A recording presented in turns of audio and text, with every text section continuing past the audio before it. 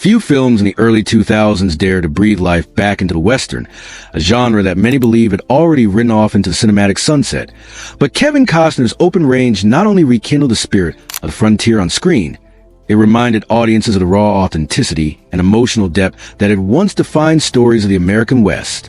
Behind the scenes, the journey to bring this modern classic to life was as dramatic and risky as any tale of cattlemen, shootouts, or storms on the prairie. Its origins began quietly, long before cameras rolled, in the dusty pages of a forgotten pulp novel titled The Open Range Men by Loren Payne, one of the most prolific but often overlooked Western authors of his era. Though Payne churned out hundreds of works, most were dismissed as dime novels. Yet within this unassuming book lay the seed that would eventually grow into Open Range.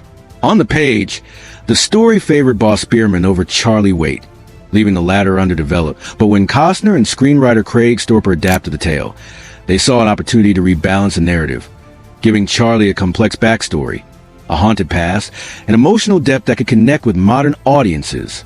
This shift not only created a richer partnership between Boss and Charlie, but also gave the film its beating heart, blending action with human vulnerability in ways that Payne's original work had only hinted at. For Costner, the decision to shepherd this story to the big screen was never casual. He felt deeply drawn to its themes of loyalty, justice, dignity, and the vanishing way of life in the West. He often described how the story mirrored the struggles of ordinary people, immigrants searching for belonging, men scarred by violence, and communities struggling to hold their ground against corruption. What captivated him was not merely the backdrop of saddles and six-shooters, but the personal relationships at the core of the story. The bond between two aging cattlemen built on respect and honor, and Charlie's unlikely romance with Sue Barlow, a relationship that lent the film tenderness and emotional weight. That conviction pushed Costner forward even when the industry doubted him. By the early 2000s, Hollywood had all but abandoned Westerns, dismissing them as box office poison at a time when audiences clamor for digital spectacle in films like The Matrix or The Lord of the Rings. Studio executives questioned whether anyone wanted to watch a deliberately paced frontier drama, where silence, wind, and moral codes carried more weight than visual effects. Rather than gamble on waiting for reluctant financiers, Costner made the daring choice to invest his own money, trading financial safety for complete creative control. This decision not only freed him to preserve the story's unhurried rhythm and practical landscapes, but also raised the stakes to a deeply personal level. If the film failed, he would feel it directly. That pressure sharpened every choice, from casting to cinematography, and his determination to honor the Western tradition shaped every frame. The dedication went so far that when Quentin Tarantino offered Costner a role of Bill in Kill Bill, one of the most coveted parts of the era, he shocked Hollywood by turning it down, explaining that his heart was already tethered to Open Range. It was a remarkable moment that defined his priorities. He was willing to forego the chance to work with Tarantino in order to focus his energy entirely on crafting a Western that felt authentic, heartfelt, and enduring. Casting choices followed the same pattern of conviction. Costner insisted that Robert Duvall was the only possible actor for Boss Spearman, refusing to consider anyone else. Luckily, when Duvall read the script, he was immediately drawn to its honesty and character depth, agreeing without hesitation. Their chemistry became the cornerstone of the film, the steady axis around which its action and emotion turned. Equally important was Annette Bening as Sue Barlow, whose performance brought maturity, grounded compassion, and a quiet strength that made the love story feel natural rather than forced. Every glance and pause between her and Costner added layers of unspoken intimacy, avoiding melodrama and deepening the film's humanity. Even smaller roles carried unexpected depth. Actor Dean McDermott, for instance, added a slight limp during his audition, an improvisation that struck Costner as so authentic that he had it written permanently into the script, turning a minor character into a lived-in portrait of frontier hardship. Michael Jeter, in one of his final performances before his passing, improvised heartfelt touches as Percy the Stable Keeper, imbuing the film with warmth and earning a dedication in his memory. To foster authenticity before shooting, Costner transformed the gymnasium into a rehearsal hall where the cast could move freely, practice timing, and bond like a real cattle crew. He even moved rehearsals into open fields, letting the cast feel the wind and distractions of nature, so that by the time cameras rolled, they weren't acting so much as inhabiting the roles.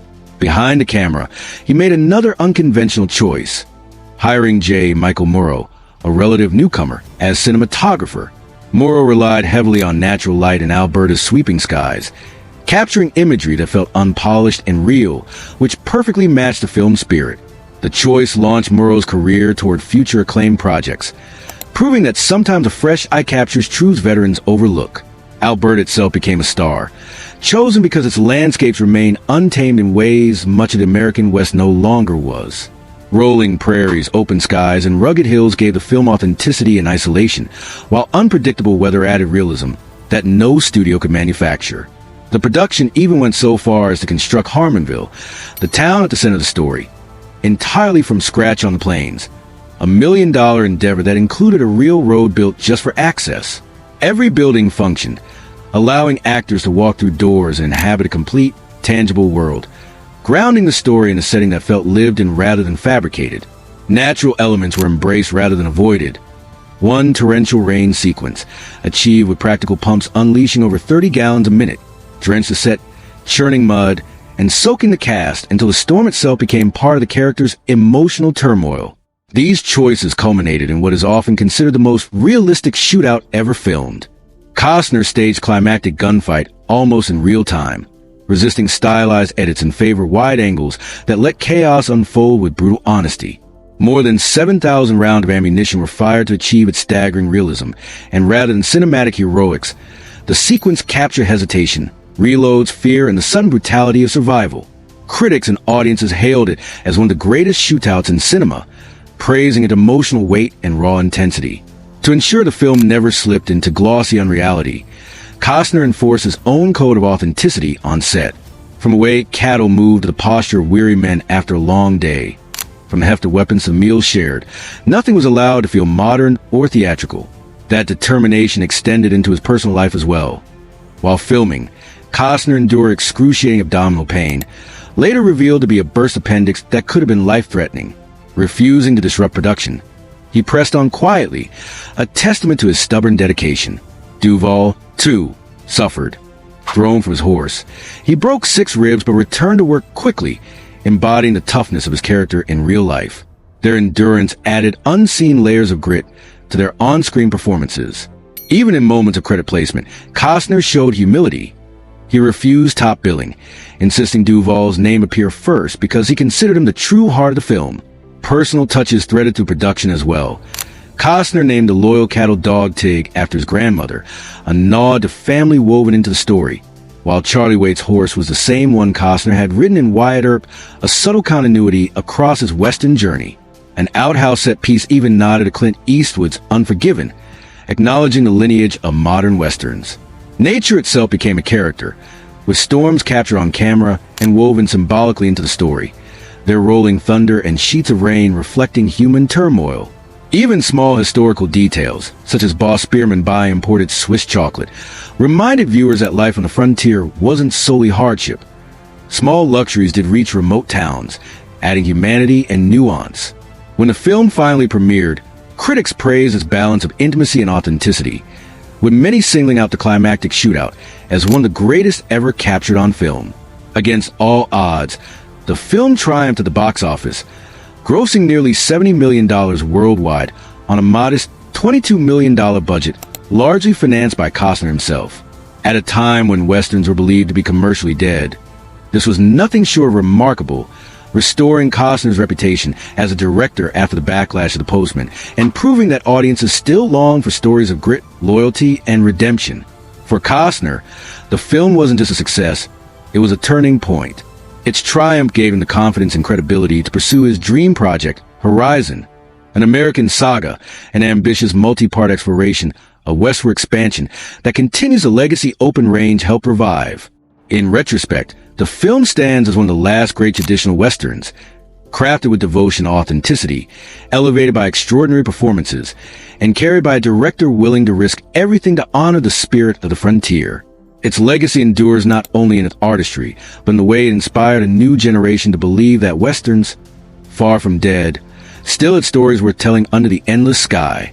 What makes Open Range so enduring is not only the story it tells, but the way it tells it, a quality that reveals as much about Kevin Costner as a filmmaker as it does about the Western tradition itself.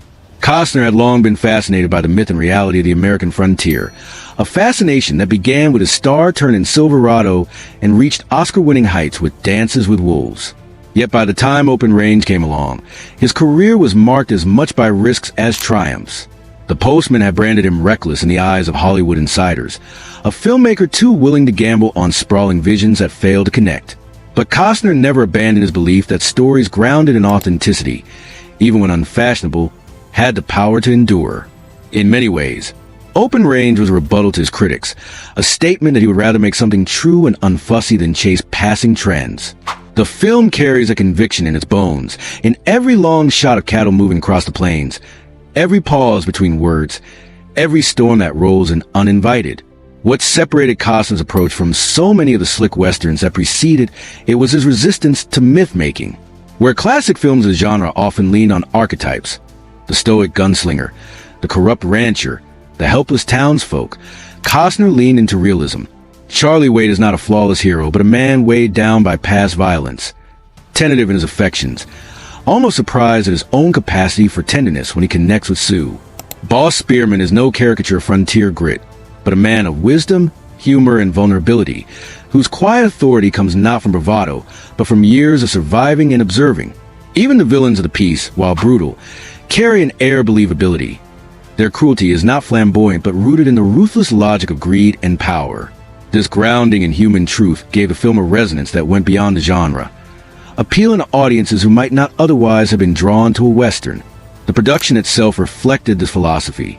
Every element, from the million-dollar town of Harmonville to the handmade saddles, was designed to pull viewers into the world as it might have been, not as Hollywood usually imagined it. Horses were not treated as mere props, but as living beings with personalities, a fact that Duvall and Costner, both seasoned horsemen, understood intimately. Cattle drives were staged not as quick montages, but as long, exhausting endeavors, where dust clung to clothes and men looked weary from the weight of the day. Even meals became part of the storytelling. Costner insisted that the characters share food on screen as they would in real life, pausing to eat biscuits or sip coffee by a campfire. These details slowed the pace of the film but gave it texture, reminding audiences that life on the frontier was built on small routines as much as on dramatic confrontations. The realism extended to the film's physical challenges, which became legendary in their own right. The sudden downpours of Alberta were unpredictable, often halting filming, but sometimes enhancing it in ways no one could have scripted. Cast and crew learned to adapt on the fly, treating the land not as a backdrop, but as a force that shaped every decision. Costner himself, suffering silently from a burst appendix, embodied the resilience he demanded of his collaborators. His refusal to step aside, even when in pain, mirrored the stubborn determination of the characters he directed. Duvall's own injury, 6 broken ribs from a horse accident, only reinforced the parallel between actor and role. In many ways, the making of Open Range became a frontier trial of its own, where endurance and grit were as necessary behind the camera as in front of it. When audiences finally saw the finished film, many were surprised not just by its authenticity, but by its emotional depth. The shootout, often discussed as a film's crowning achievement, resonated because it was terrifying rather than exhilarating. Gunfire echoed with deafening realism. Men missed shots, panicked, and hesitated. The cost of violence was written on every face. Unlike stylized action spectacles, this battle carried weight because it felt so raw and consequential. Yet for all the tension of its climactic violence, it was the quieter moments that lingered. Sue Barlow's gentle acceptance of Charlie's scars, both literal and emotional, offered a tenderness rarely seen in westerns. The bond between Boss and Charlie, filled with unspoken respect and occasional humor, reminded audiences that friendship could be as heroic as gunfighting. Even the small pleasures, a piece of Swiss chocolate savored after a hard day, or the loyal presence of Tig the dog, offered glimpses of humanity amid hardship. The critical response reflected this balance. Reviewers praised the film not only for reviving the Western, but for modernizing it without losing its soul. The Los Angeles Times lauded its patience and gravity, while genre publications marveled at the authenticity of the gunfight. Audiences responded as well, flocking to a story that dared to take its time. At a moment when Hollywood was dominated by fast-cut blockbusters, Open Range felt like an antidote, proof that viewers were still willing to lean in and listen when a film had something honest to say. Its box office success was all the more remarkable given its modest budget and the skepticism that had surrounded it. Against all odds, Costner's gamble paid off, silencing those who had written him off as a relic of another era. Yet perhaps the most lasting impact of Open Range lies not in its numbers or even its award season recognition, but in the way it rekindled Costner's confidence as a storyteller. For him, the film was not an endpoint but a beginning. It reignited his dream of telling the larger saga of westward expansion, a vision that would eventually crystallize into Horizon, an American saga. The seeds of Horizon are visible throughout Open Range. The fascination with community, the emphasis on the cost of violence, the attention to landscape as a shaping force. If Open Range proved that audiences still cared about westerns, Horizon would be his chance to expand that canvas, weaving multiple stories into a sprawling chronicle of the American frontier. Without the triumph of Open Range, that ambition might never have been realized. Looking back, it is tempting to call Open Range the last truly classic western, a film that distilled the essence of the genre even as it redefined it for a new century. Its authenticity set it apart from nostalgic throwbacks, while its emotional core kept it from slipping into cold revisionism. It carried the DNA of the great westerns of the past. Ford's landscapes, Hawks' camaraderie, Eastwood's moral ambiguity, yet spoke in its own voice, shaped by Costner's singular vision. That vision demanded sacrifice, financial risk, personal pain, and relentless attention to detail. But in the end, those sacrifices gave the world a film that continues to resonate, a story of men, storms, love, and loyalty that feels timeless because it was built on truth. For audiences, it was more than just another western. It was a reminder of why the genre had once mattered so deeply and why, in the right hands, it still could.